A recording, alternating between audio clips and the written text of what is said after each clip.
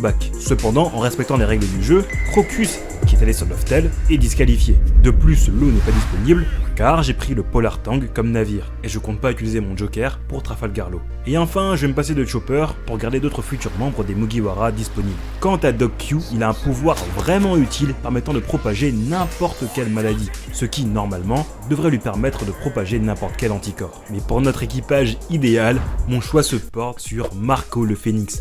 Marco est extrêmement puissant avec une prime d'1,374 milliard de berry. Il a été le second de l'homme le plus fort du monde. Ah, franchement, je suis désolé, hein, mais à l'époque, les primes, vous voyez, les primes représentaient quelque chose à grande échelle. Mais franchement, quand tu vois Marco 1,3 milliard, tu vois Crocodile 2 milliards, je souffle tellement. À l'époque, les primes, quand tu regardais, t'avais une hiérarchie, vous voyez, ça voulait dire quelque chose. Mais là, franchement, quoi, Crocodile 2 milliards. C'est qui Crocodile par rapport à Marco? Faut dire la vérité. Qui est Crocodile à côté de lui? C'est personne, Crocodile, faut dire la vérité. Jose, il lui a mis un coup, il a paniqué, Crocodile, il a dit « Wow, qu'est-ce que c'est que c'est ?» On dirait il s'est pris un coup de Xébec, le frérot, non, c'est terrible. Barbe blanche, et en plus de ses Crocodile intermédiaire. compétences en combat, Marco est officiellement... J'aime trop ceux qui disent Crocodile niveau intermédiaire. C'est un avis, c'est pas un avis qui me dérange, c'est un avis qui me fait rire. Vous voyez, des avis qui me dérangent parce que je me dis, le mec il a vraiment essayé d'avoir un raisonnement et tout, sauf que le mec il se trompe totalement, et c'est con que le mec croit ça. Mais Crocodile niveau intermédiaire, je sais pas, je trouve ça sympathique. Vous voyez, genre je me dis, les gens je sais pas, je trouve ça sympathique, je trouve ça drôle, voilà, c'est bien quoi, c'est plus drôle qu'autre chose. Reconnu comme un médecin compétent. Ces flammes de phénix lui confèrent une résistance hors norme et une grande régénération. Mais elles permettent aussi de soigner les blessures de ses alliés en plein combat, même si c'est pas aussi c'est un truc de fou, hein. Niveau intermédiaire, tu dis à Rayleigh qu'il a, on le distribue à tout le monde, c'est un truc de fou furieux. Rapide que sur lui-même, ça reste un atout. Crocodile, il arrive devant Barbe Noire il panique, il fait oh Crocodile, oh le Shichibukai qui s'est fait chier dessus par Luffy sans gear, il faut que je parte. Il faut que je parte alors que j'avais une mission récupérée Hancock. Non, c'est pas sérieux. Considérable pour maintenir l'équipage en bonne santé. Kizaru, il arrive pas devant Crocodile, il lui dit c'est compliqué. Non, c'est pas possible. Pourtant, Kizaru, vous me connaissez.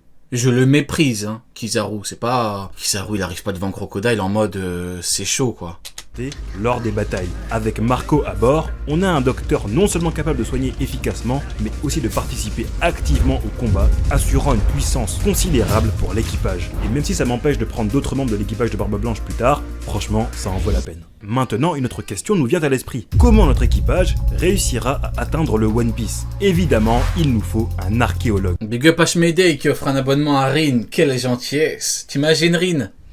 T'imagines à quel point il faut avoir une grandeur d'âme de fou furieux pour t'offrir un abonnement à toi? Et un rôle crucial, car pour atteindre Loftel, le meilleur d'entre nous, il est nécessaire de rassembler, lire et étudier les poneglyphes. Les seules personnes connues comme archéologues capables de le faire sont Nico Robin, les anciens archéologues d'Ohara et le docteur Vega. Ouais, très compliqué. Si tu prends Robin, t'as pas Luffy, Zoro, Sanji. Aïe aïe aïe aïe aïe. Comment tu fais? Moi, je prends Pudding et je prie pour qu'elle éveille son œil. J'ai pas le choix, hein. C'est compliqué. Je prends Pudding et je prie, hein, parce que sinon, qu'est-ce que tu veux que je vais ou alors tu dis au revoir à Zoro ou Sanji, quoi. Punk, Moden, il a dit on prend pas de mec qui était dans l'équipage de Roger, non? Avoué tout récemment. Cependant, comme je l'ai mentionné plus tôt, je ne peux prendre que ceux qui sont officiellement pirates. Et donc, dans ce cas, seul Nico Robin est disponible. Donc voilà, pour ce poste, je vais devoir être obligé de choisir Nico Robin. Aïe aïe aïe, ouais, compliqué. Je comprends le choix. Il a fait le choix de la sécurité, il a pas tort, hein. Mais moi je prends quand même Pudding. Parce que quand tu vois les équipages Yonko, ils ont pas de membres qui peuvent lire les poneglyphes. Pourtant ils ont contrôlé les mers et tout, et ça les a pas empêchés de voyager, de faire ce qu'ils veulent, de s'imposer. Donc ouais, je prends Pudding et j'espère qu'elle éveillera son œil, hein. Oula non, attendez, je n'ai jamais dit que je devais prendre un pirate dont le rôle est son métier de prédilection. Parce que ici, je ne cherche pas à créer un équipage qui va aller s'intéresser aux histoires du passé, mais qui va tout faire pour atteindre Laugh Tale au plus vite. Et pour ça, je vais faire un pari audacieux et choisir Charlotte Pudding de l'équipage de Big Mom. Bon, on valide. Pour plusieurs raisons. Premièrement, je veux encore conserver certains membres des Mugiwara pour les rôles qui arriveront. Deuxièmement, Pudding possède le Memo Memonomi, un fruit du démon qui lui permet de manipuler les mémoires et potentiellement acquérir les connaissances nécessaires sur l'histoire d'un pays ou d'une personne. Et Moi, vous savez ce que je fais? J'ai un cheat code de fou furieux. Personne n'y a pensé. Regardez ce que je fais. Je prends Pudding avec moi, avec mon équipage chic et tout. On va vers le Cap des Jumeaux. On tabasse cette fraude de Crocus. On le tabasse. Et Pudding lui prend toute sa mémoire et il nous donne tout ce qu'il y a. Comme ça, on voit tout. On a le One Piece, on a tout ce que Crocus a vu. On part le voir, on le tabasse. On le met en slip. Rien à foutre et on prend tout. Voilà, le cheat code. Moi, je suis le genre de mec, si je peux, vous voyez, eh ben, je le fais. J'en ai rien à foutre. troisièmement, Oui, les mecs. Il peut être vieux, je m'en fous, je le mets en slip. J'en ai rien à foutre. possède un troisième œil qui, s'il s'éveille d'après Big Mom, lui permettrait de lire les poneglyphes et ainsi... Et voilà, et je fais comme Akainu, selon l'âge, j'ai le One Piece en moins d'1 an.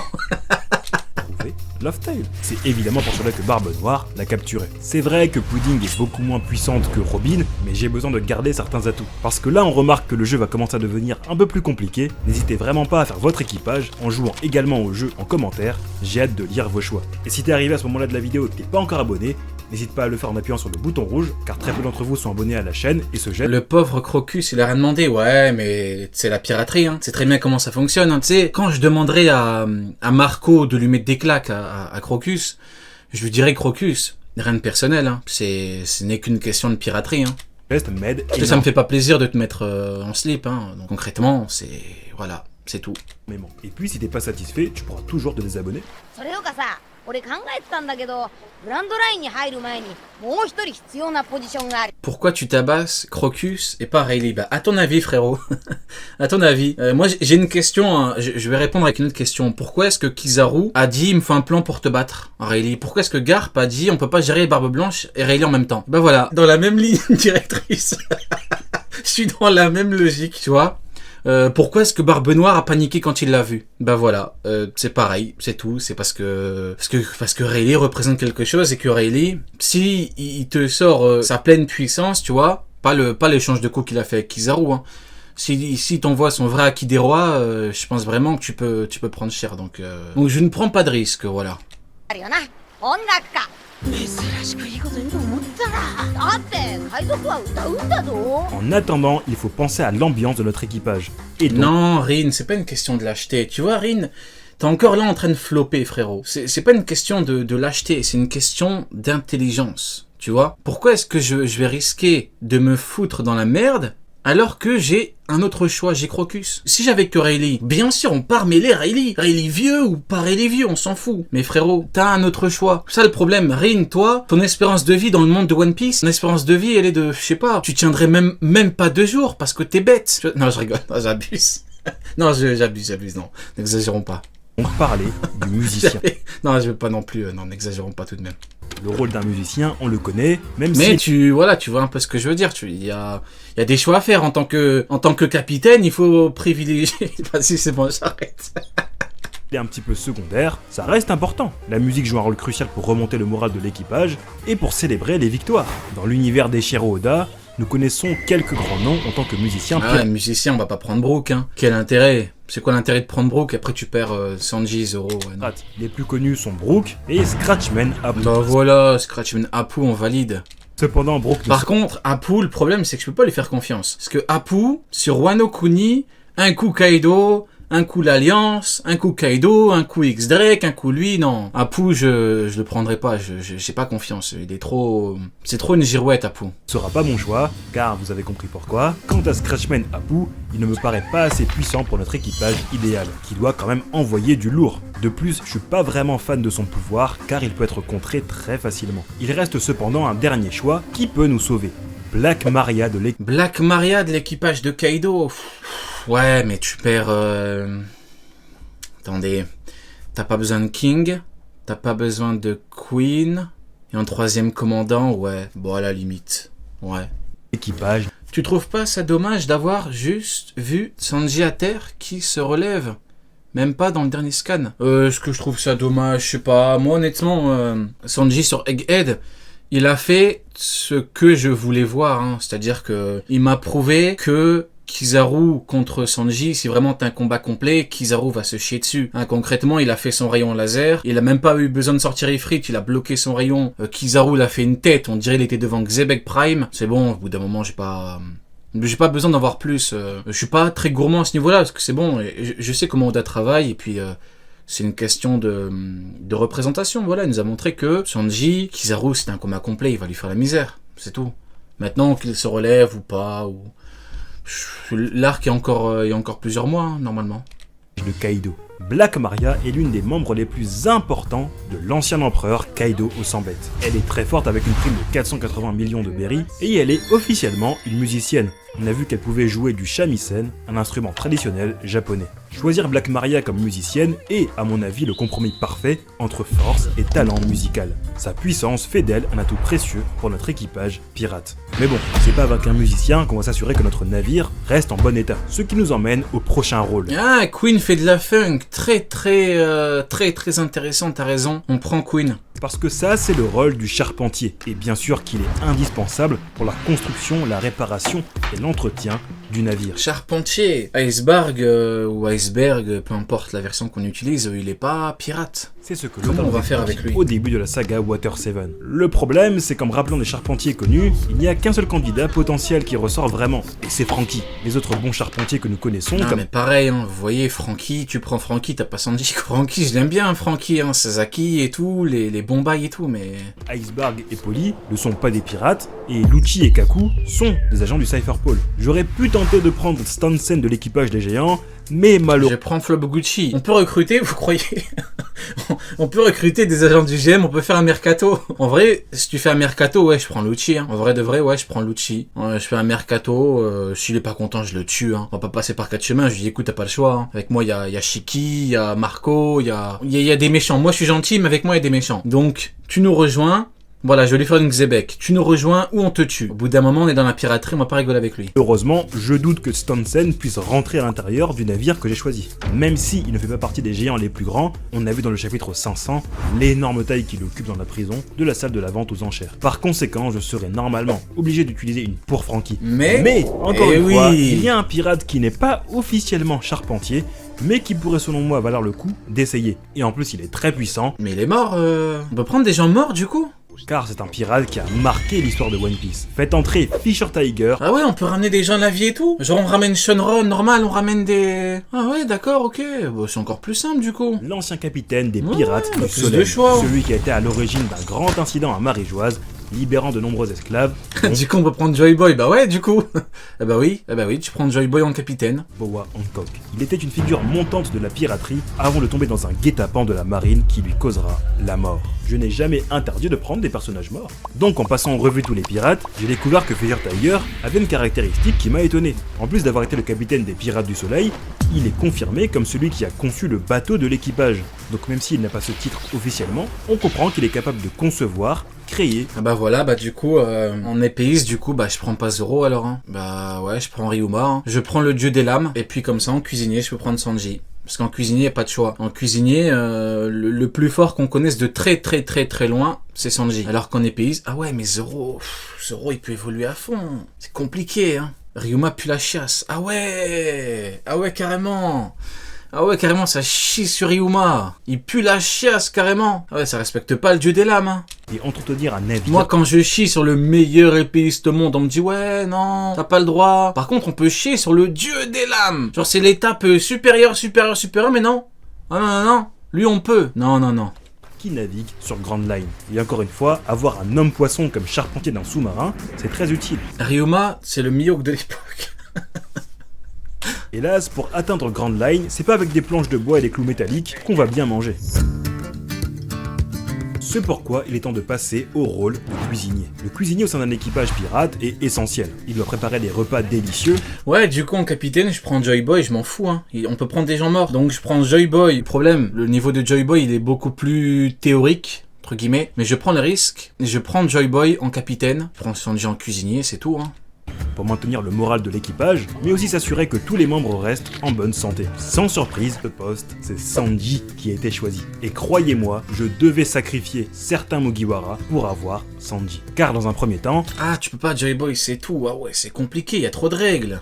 Sanji est indéniablement l'un des meilleurs cuisiniers de l'univers. On dirait la Kings League, là, ceux qui ont regardé, ceux qui ont suivi un petit peu la Kings League avec Piqué et tout. Ils ont inventé des règles toutes les 2 minutes, c'est n'importe quoi, c'est pareil là, je suis désolé. Il y a 1000 règles, on comprend rien.